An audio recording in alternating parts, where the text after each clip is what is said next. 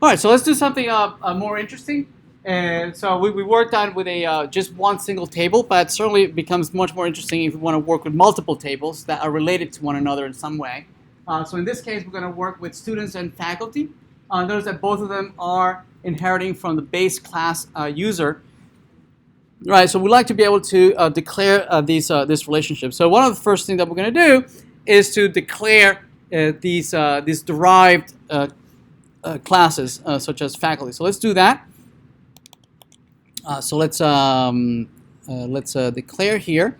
In the models, we'll say a new class faculty, and we're going to inherit from user. So extend user. Right. So that means that we're going to inherit the ID, the primary key or the username, password, first name, and last name.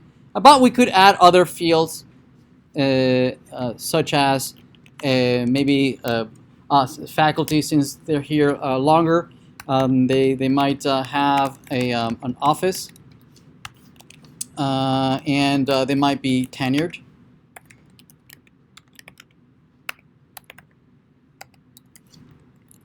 Okay, so those are two fields that just a regular user does not have, or maybe an undergrad student doesn't have. Okay, so we need to add, as always, we need the setters and getters as a minimum.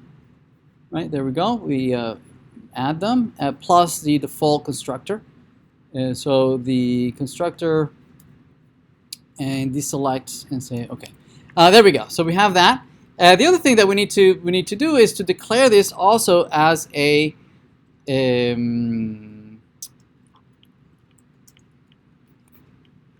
as an entity. I didn't have it as an entity. Entity. Okay, we're gonna load that as a persistence, and that's it, right? And that is enough, right, to declare this. When alongside with entity and that it extends the user, what it'll do is that it will take both declarations of the properties from the faculty and the user, and it'll combine them into one single schema. So, for instance, the schema now is going to become the following, right? We have the original keys. I mean, the primary key plus the four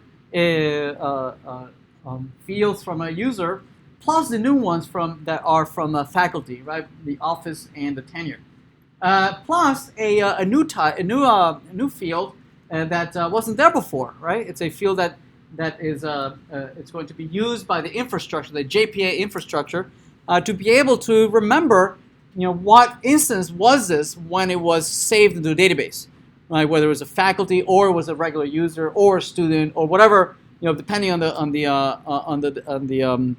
inheritance tree. Okay, so let's try that. So to try that, we're going to have to create a repository. So let's do that. Let's create a brand new repository for the faculty. So under repository, we're going to say new. Actually, let me copy the user repository. It looks very similar, so it's just this is going to be just faculty, and the faculty repository. The only real thing that we need to change is that instead of a user here is faculty. It's the same primary key because it's being inherited from the user. We'll have to load that. The import here is the data model is the faculty, and we don't need any of these. Okay, so there we have our faculty repository, right? Which will allow us to, for instance, ask for a list of faculty or create a brand new faculty. So for that, we'll need perhaps a service to post a new faculty. And so, for instance, we can create here quickly a faculty repository service. So this will be faculty service that will allow us to create here. So there's a REST controller, and here be able to public faculty, create faculty, and take a faculty.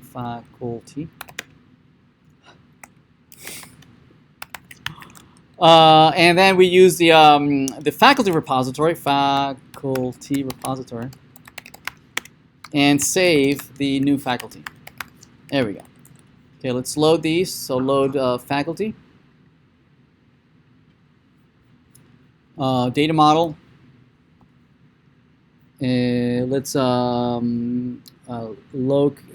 create the local variable faculty repository. Actually, it's not local. It's right over here. Let's type faculty. I can't type.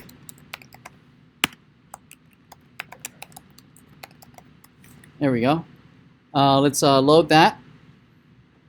And this is going to return the repository. There we go. We'll have to map this. We'll have to be auto-wired.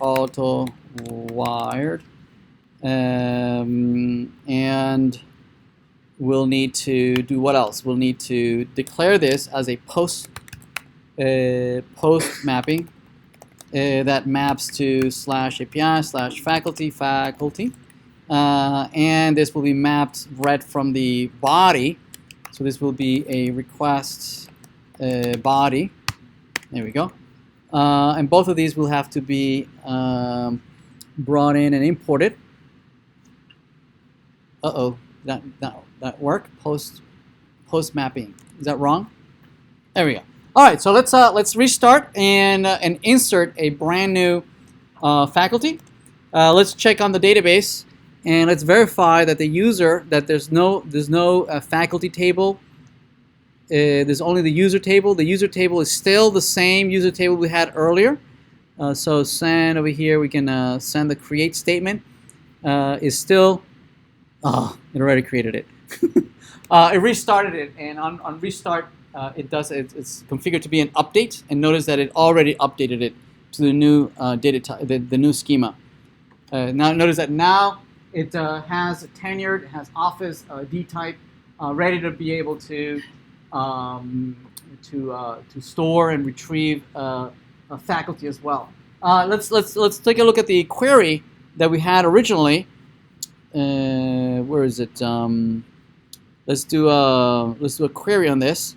You'll notice now that our old query only returned the first couple of fields. See that? First name, last name, password, username. But notice that now we have these other three fields that weren't there before, right? Tenured and office. Anyway, let's create a couple of faculty. Let's go to Postman, and let's just reuse this. We'll say this is a faculty service, so faculty service, and this will be create faculty. So this is we're going to post to faculty, and we can create here a username, and this will be Ada, and the password might be these people have terrible username passwords, and the first name will be Ada, and the last name will be Lovelace. Okay, and since she is being posted to a faculty, we can add other fields here, right? We can add things such as office, and she's at 123A, and she's tenured is true. All right, let's try that. What are you complaining about? Oh, we need a comma there. And we'll send the headers are correct, and we'll not delete. We want to post. We'll send, and there we go. So it came back saying that it was successful. Ada has now ID number 4. We can go to a database and query, and we'll notice that Ada indeed has been inserted. And notice that the D type takes the name of the class that was originally used to instantiate this, right? That was passed in. If she were instead a student, it would have a student type instead. Okay. So here, we were able to insert a brand new faculty. We can retrieve the faculty. Let's add this. Oops. Ah! What did I do? Where'd it go?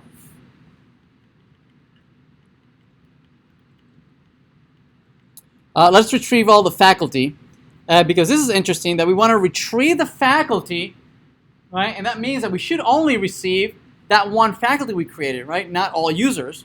Because if I ask for all the users, then I would get all 3 users. But if I ask for the faculty, I should only get one faculty. So let's take a look at that. So let's retrieve all the faculty, and let's implement that. And let's see. Let's go to the mapping here. Let's retrieve just the faculty. Let's see. Let's do the get mapping, API faculty. I want to retrieve a list of faculty from a find all faculty using the faculty repository. And we're going to return this. We're going to let's load the import the lists, and let's cast what's coming back from the find all. And if we restart and we query for API faculty, the repository is smart enough to know, oh, you want just faculty, right? It can discern from the correct data type that you want, right? So it'll all return.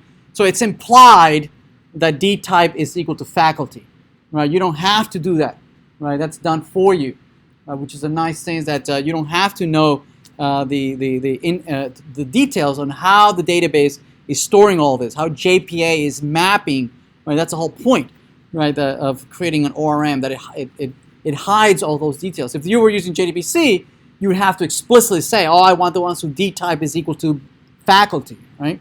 This hides that from us. So we say API, we just want the faculty. It only returns ADA, right? But if we want all the users, it doesn't work. What? Wait, what? Why are you not retrieving? Was not inspecting a discriminator.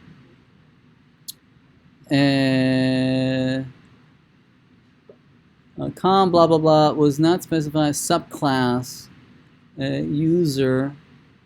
Wait, I tried it. Well, I'm not going to debug it now.